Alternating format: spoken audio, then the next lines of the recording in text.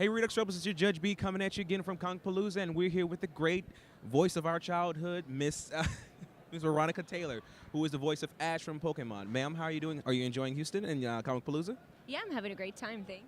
That is awesome. Well, we all know that you voiced a lot of people's childhood, mine included. Like, I remember waking up as a kid, 10 years old, watching Pokemon for the very first time. How exactly did you exactly get the job of voicing Ash? Well, I'm an actor. I lived in New York, and I was working on Slayers at the time, and because of that, I got called in to audition for Pokemon. But before that, I've been in shows since I was 5. I went to college and grad school for acting. I've toured the country with a bunch of different shows. So I've done a million things acting-wise, and then it just happened that I got an opportunity to audition for a fantastic cartoon, and then I kept getting more and more cartoons after that. Oh, so you're saying that you actually did other acting jobs for that? So you were on stage or in front of the camera? Uh-huh. That's awesome. That's really, really great. How was your tenure with Pokemon? Did you really enjoy what happened with it? Yeah, I had 8 years as Ash and May and Ash's mom and a number of other characters, and it was really fun to be able to work with people who are so committed to doing their job and doing a great job, who come to work and give 100% every day, who are so creative. It was an amazing time.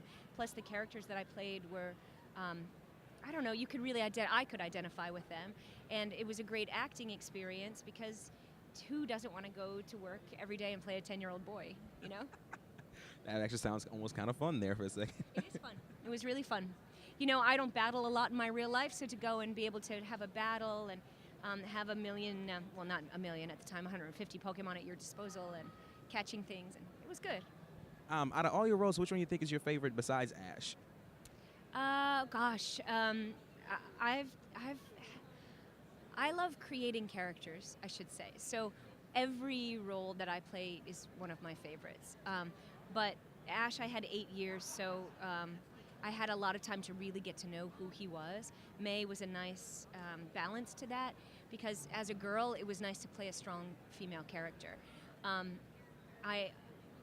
Amelia, I was playing in Slayers at the same time, and she's very high and fun, and so that was kind of a nice counterbalance in a sense. I played Sheep on Word World, and that character was she's very excitable and nervous, and that was a kooky character to play. All of them have, I guess, are various sides of me that I may or may not admit that I have. I played Nico Robin on One Piece, and she's so evil and very strange and down to earth. Claudia on Fighting Foodons was evil but incredibly funny. So, you know, I could go on and on. You are, in fact, naming some of my most favorite shows. You really right? are. I loved Fighting Foodons. Just how silly it was. Yeah, It was really great. Yeah, I love that too. And I think we were all disappointed it didn't go on longer because it was so out there. Fried Ricer, you know, who doesn't remember that? It was just awesome. Oh, my childhood. I'm sorry. Oh, right here. Yes, it is. Thank you so much, actually, for all the work that you've done. I just have a few more questions with that. Is like, what was your inspiration? Like, how did you come up with Ash's voice? When I auditioned, I got to hear what the original actress in Japan did, and I think they wanted it to be close to that. So then I was called back based on that, and then we were able to kind of mold it into what it eventually became. Even within the first year, it kind of was still settling into more of a real boy than how it started out. I think a little more, you know, he was a little stuffy and kind of up, and then as it went on, he was able to kind of settle into a little more of that, a grounded guy, you know. The final question is, actually, if you can go back in time and just tell yourself one thing to help you keep pushing forward and do what you do, what would you tell yourself? Well, what I tell myself every day is, you know, you can't worry, you just got to let it happen. It's all going to work out.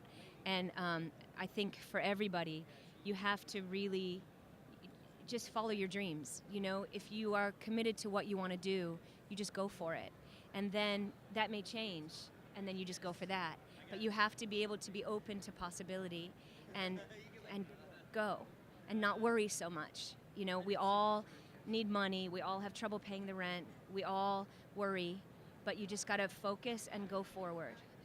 So I guess I remind myself that, and I would tell myself that then as well as now. Well, thank you so much, ma'am, for your time. This is Jonathan Bell from Comicpalooza with Miss Veronica Taylor. I am so happy to actually interview you, ma'am. Thank you. It's really been a pleasure. Can we get a little Ash before we go? This has been awesome. Thanks so much. And I choose you. Thank you. Signing out. Thanks, guys.